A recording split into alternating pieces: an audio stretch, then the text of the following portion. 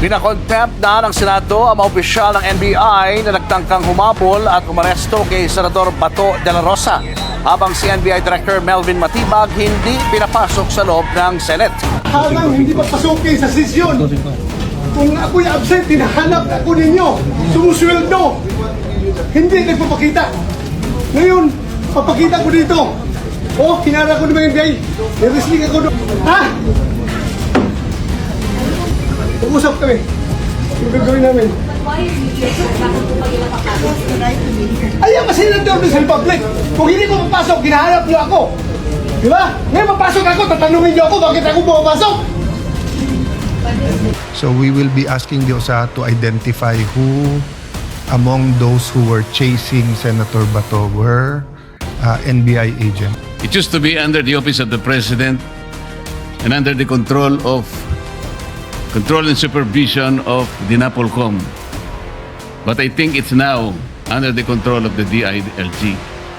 So, my question is, how come that the NBI is chasing Senator Bato for an apparent warrant of arrest, which the former Senator Trillanes has been showing around that he got a warrant of arrest and he is personally serving it to the senator? The first question is former Senator Trillanes now the sheriff of the ICC? And he has been working with the Interpol, Mr. President. This is all questionable. As I said earlier, Mr. President, this is not only an assault to our colleague, but principally it is an assault, an insult to this institution. Hindi natin pwedeng palampasin ito, Mr. President. We need to protect the senator. As I said earlier, and I manifested that Trillanes himself was a beneficiary of this institution's security. Humingi po siya ng Senate Protective Custody nung panahon na kinailangan niya po ito. Ngayon, ironically, he's the one executing the very act which prevented him from being assaulted at the time. Masyado pong nakakabahala na ang nangyayari, Mr. President. I think all these people, I think we can identify all these people in due time. They did not only violate Article 145 of Writing warrant, o. Inamin niya ako, nasamahan ko'y mag-aral sa kanya. Nandito kami. the revised penal code, as I earlier manifested. Former Senator Trillanes is even guilty of usurping authority, Mr. President. Hindi natin pwedeng palampasin po ito. In the meantime, I'd like to move, Mr. President, that in the light of the recent adoption of the Senate Resolution number 44, I move that Senator Bato be placed under the Senate Protective Custody, Mr. President, until he is able to get all and exhaust all legal remedies to protect himself, and until this institution is also able to do just the same. Article 59 of Rome Statute is very, very clear. It's very, very clear. Even for the sake of an argument that there is a valid warrant of arrest against our colleague, Article 59 still states that the person to be arrested must be promptly delivered to a competent judicial authority in order to accomplish at least three things. Number one, to identify or to ascertain the identity of the person being arrested. Number two, whether the legal processes have been observed. And number three, whether or not his rights were protected. This is very, very important.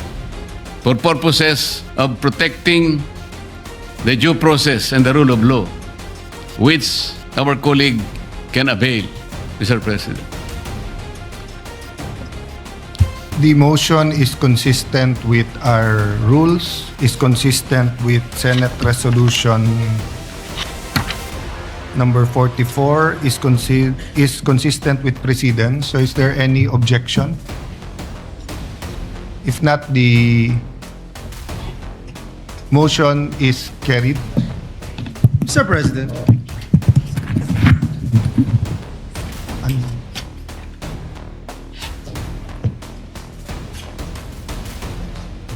So consistent with past practices, no? Senator Bato will enjoy the protection of the law and the protection of the Senate in accordance with our rules and with Philippine laws. thank you. Mr. President, may I have the floor, Mr. President? Yes, Majority Leader. Mr. President, as I was looking and watching the CCTV, Mr. President, I recall, Mr. President, every time we have a committee hearing, any member of the Senate would move to cite in contempt someone who is lying, Mr. President. So my position, Mr. President, looking at what happened to our dear colleague, and I'm gonna do this, Mr. President, whether you are in majority or minority, you are an elected official, Mr. President. And for someone, especially coming from a different agency of the government, trying to do something like that in violation of Article 147, Chapter 2 of our revised penal code, Mr. President. Maybe, Mr. President, it is right time for us, while we are having a session, to cite in contempt these individuals trying to prevent Senator Bato de la Rosa from reporting for work to do his job as elected Senator of the Republic of the Philippines. So, Mr. President, if it is a proper motion, and I would leave this to the body, that we cite in contempt these individuals, Mr. President, that would be identified in this particular video, trying to block, trying to prohibit Senator Bato de la Rosa from doing his job, Mr. President. I submit, Mr. President, to the wisdom of the Is there any objection majority. to holding the John and Jane Does who will be laterly identified in accordance with the CCTV, to hold them in contempt of Senate? Then, the Senate? Mr. President, I was suggesting, Mr. President, and if you are, if the body is amenable to that, I will move, Mr. President, that we cite them in contempt. Because, Mr. President, well, because you made that manifestation, Majority Leader, let me say this, not as Senate President, but as a member of the Philippine Bar, and as a humble servant of our people as a senator, each legislative body has to defend itself, especially versus existential threats. When we only have 24 senators and in certain votes you need 13, and we will allow that in our premises without the proper coordination nor without the proper due process, ay pwede mong habulin na lang at hagurin yung isang senator, what can be more existential than that? There might be some reservations, but medyo ang tono pa lang sa hearings ay parang may kabastusan. Hino-hold na natin in contempt eh. And for the record, when Senator Bato was chased by these agents, we were already in session. I was already standing in the podium at the side and already was making that motion. So even out of courtesy, regardless of their coordination, kung meron man o wala dito, Hindi dapat hinabol si Senator. Dapat pumunta sila dito sa taas. Nakipag-usap sila. Gwardiyahin nila lahat ng pinto. Pero hindi dapat makipaghabulan sa kahit sinong senador dito sa loob. So it is really the pleasure of the body. But if we do not take a hard stance regarding that, do not regret or do not ask ourselves why tomorrow baka may checkpoint na malapit sa bahay natin at huhulihin na tayo. Because my understanding of parliamentary immunity goes to the extent of even being secure in our traveling to the Senate. Eto na sa loob na ng Senado eh. So, Majority Leader, maybe you should consult the other senators or make the motion and then so can we recognize first Senator Estrada? Thank you, Mr. President.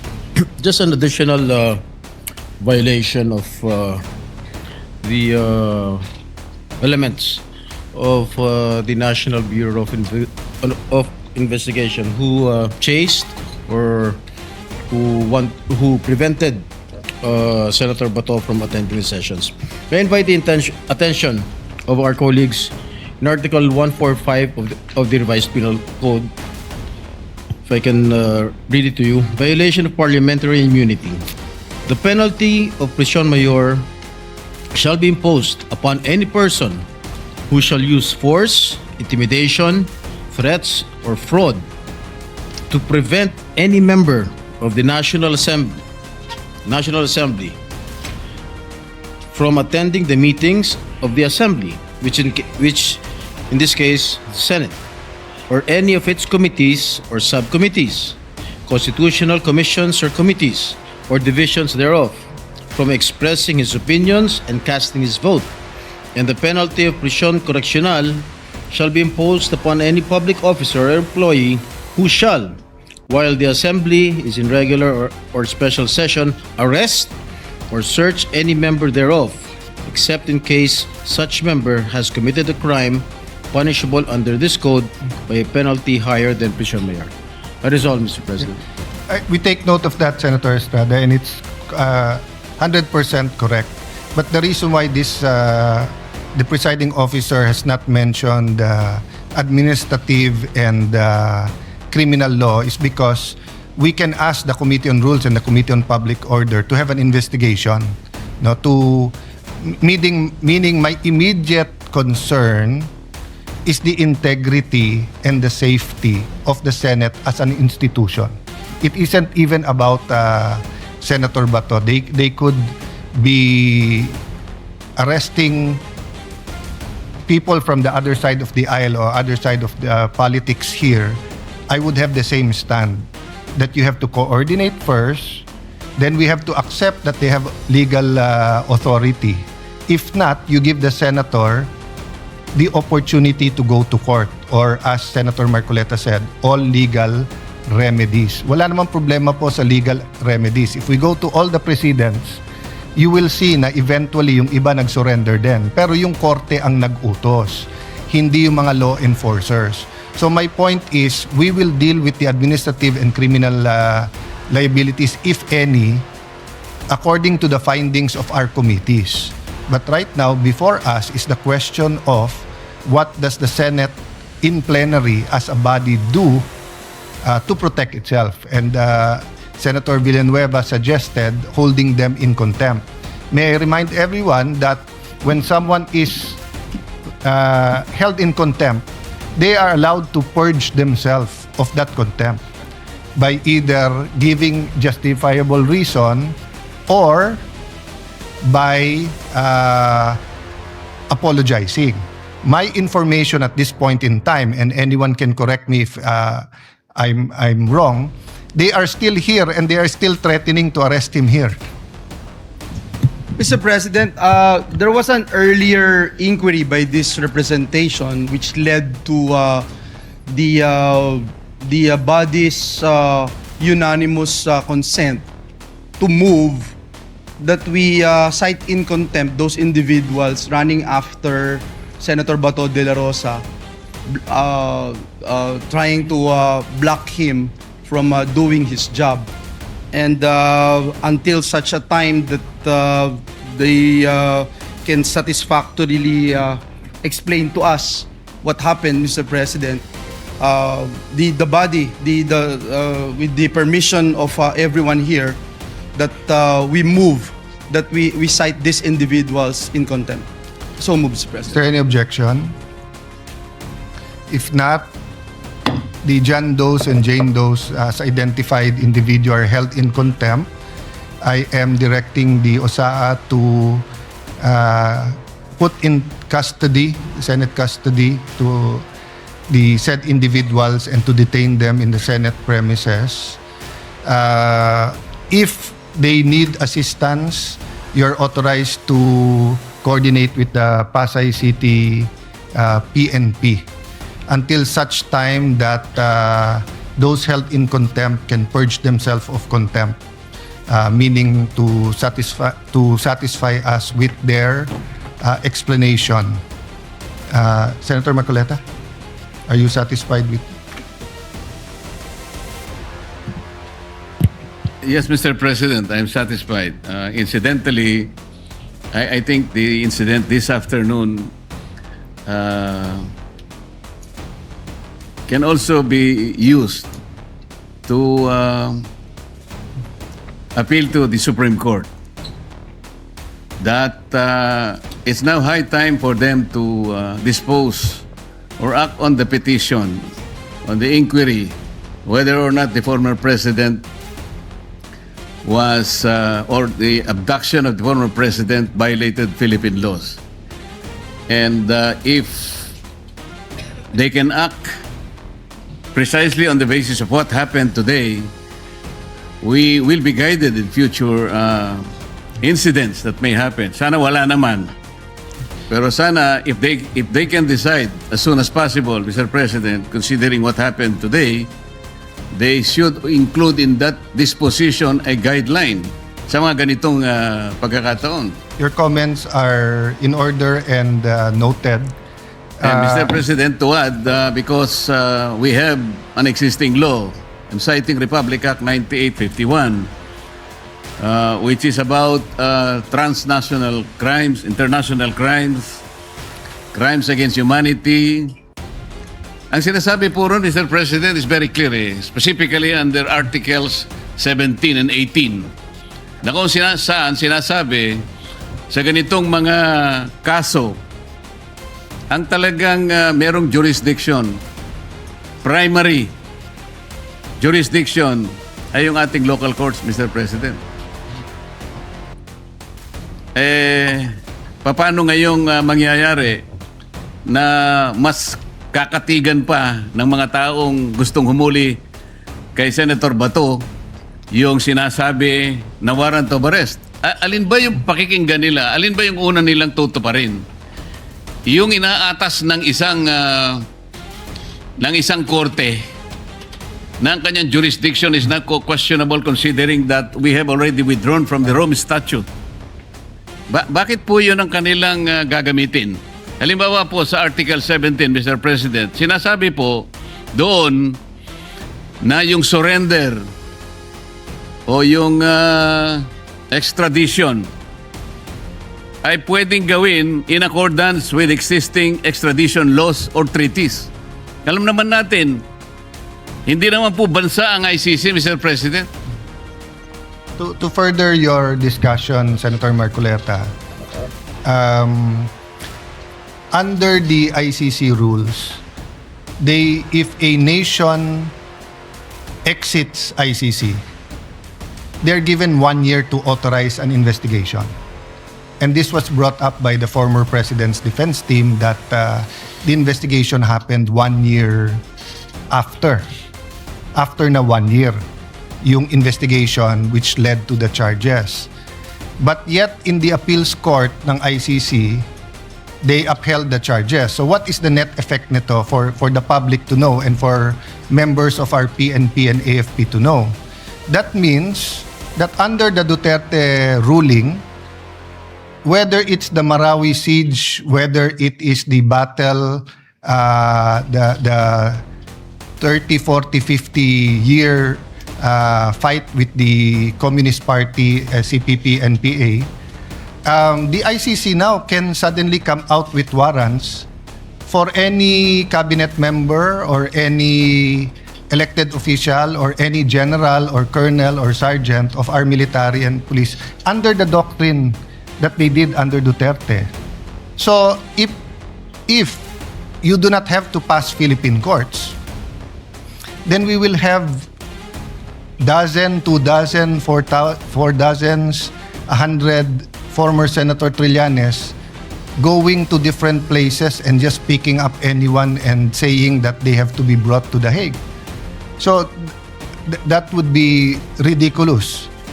So that is precisely why we passed Senate Resolution 44, that each Filipino, regardless of political color, regardless of background, will have to have their day in court. Having said that, we will, in fact, deal with that during the hearings of the Committee on Rules and the Committee on Public Order. What is important right now is that we assure the Philippine Republic that the Senate is functioning and there is no threat from stopping us by any legal machination or manipulation. Having said that, Senator Marcoleta, with your indulgence, just while we were passing the motion to hold in contempt the NBI agents, retired Major General Rene C. Samonte, our Sergeant of Arms, gave me this.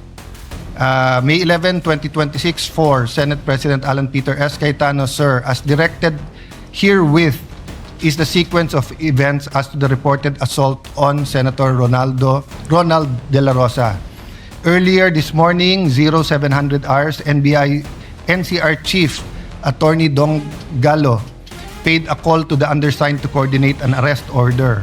As per agreement, the supposedly arrest should be effected when the warrant of arrest is presented as per guidance of former Senate President Vicente C. Soto.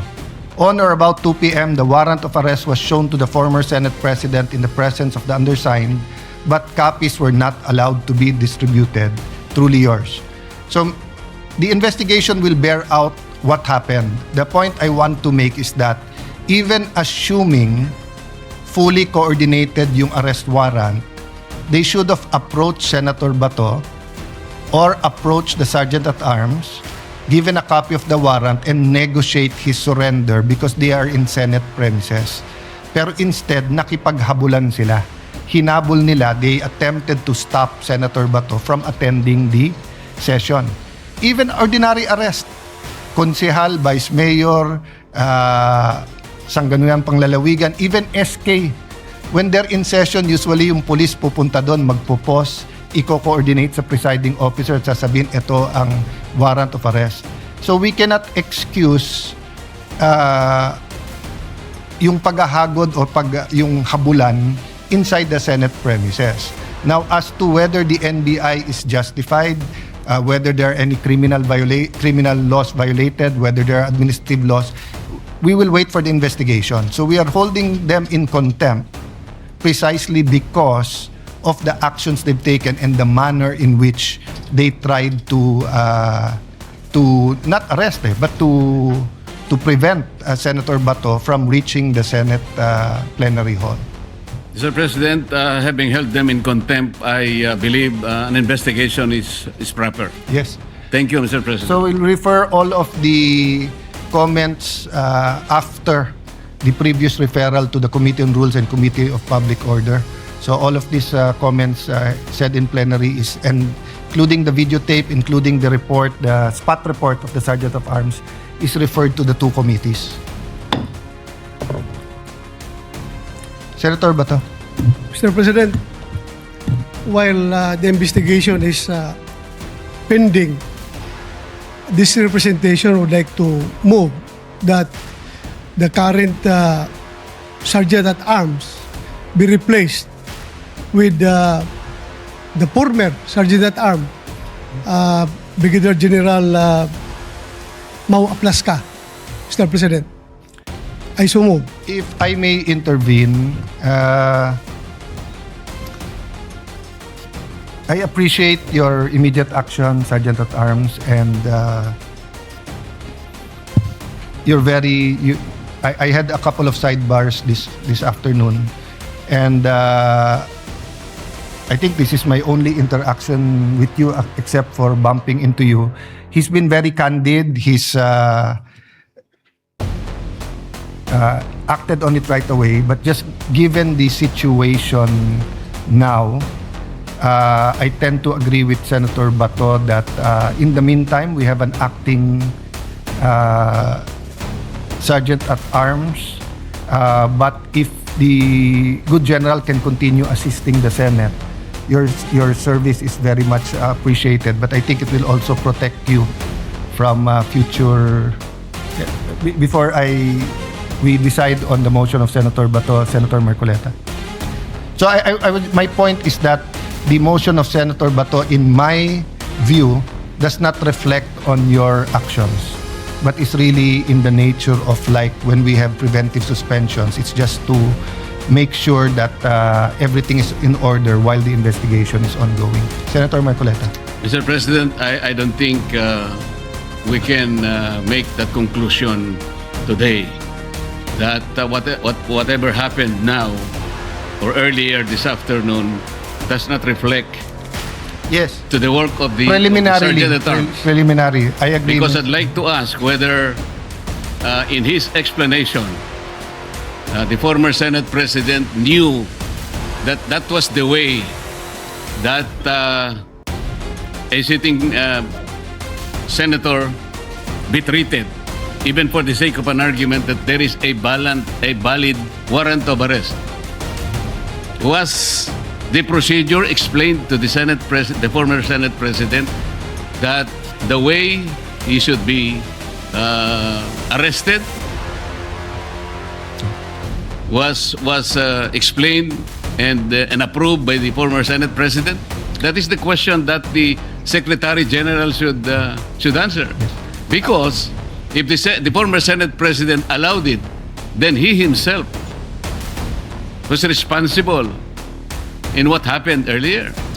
I cannot answer that question, but I assume, or I give the benefit of the doubt, or assume regularity that no senator would allow that manner of arrest. Having said that, as you said, these are all preliminary, but the concern, I think, of Senator Bato is not only this investigation, but also the security of the session hall and his security in the next few days. That's precisely the reason, Mr. President, because I think Senator Bato is very apprehensive of what is yet to be happen after this session.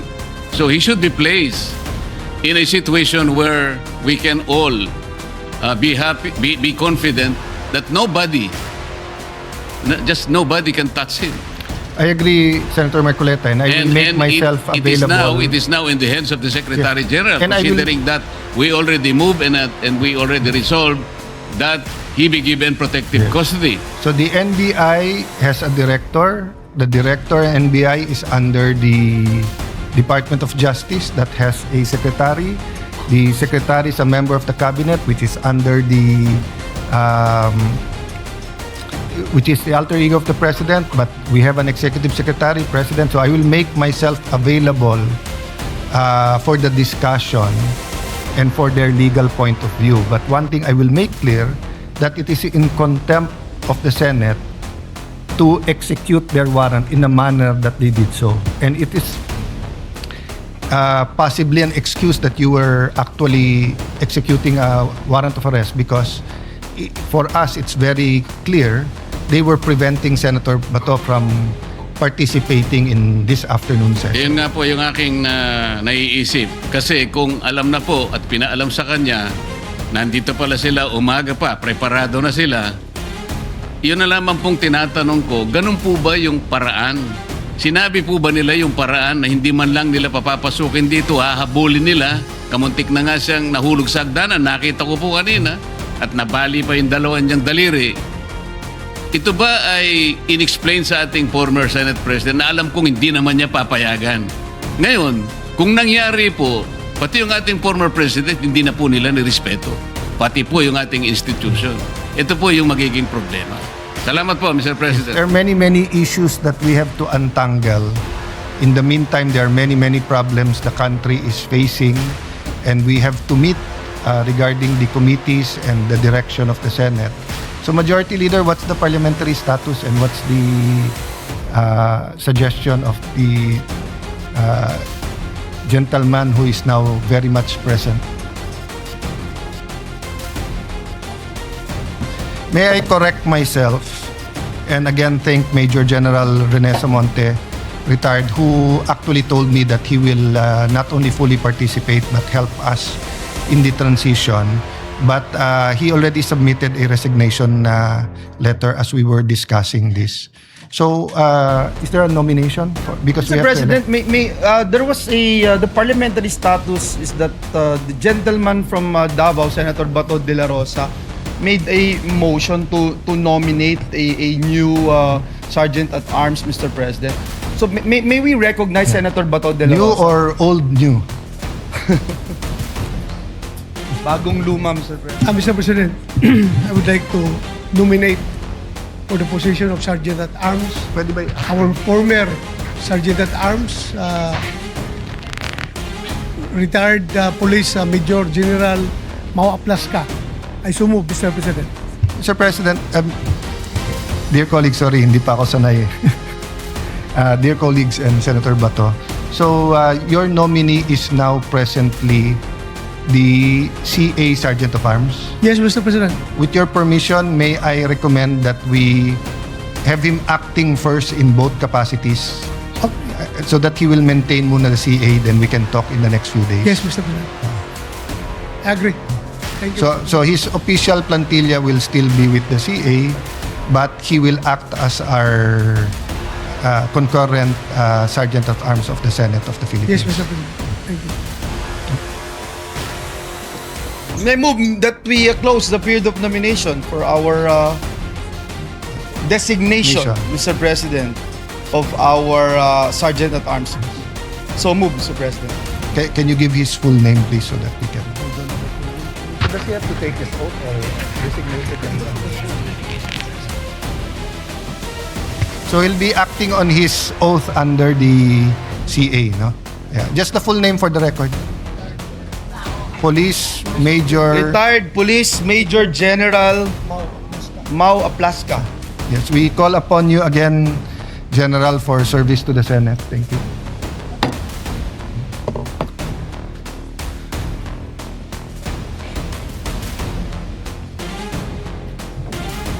Mr. President, may we recognize the gentleman, Senator Rodante Marcoleta, who is seeking the floor, Mr. President. 1 minute suspension. Leader. Mr. President, the distinguished gentleman from the great provinces of Tarlac, Pampanga, and Rizal is seeking the floor. May I move that we recognize Senator Rodante Marcoleta. Senator Marcoleta is recognized. Thank you, Mr. President. Mr. President, I'd like to propose an amendment to Rule 14, Section 41, Senate Session.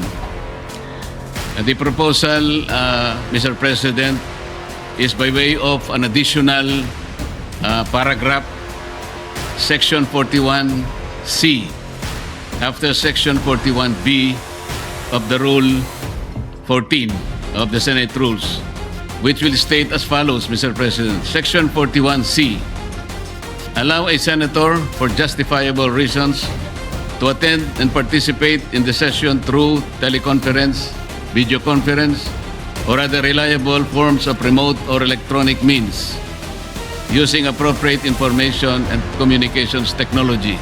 I so move, Mr. President.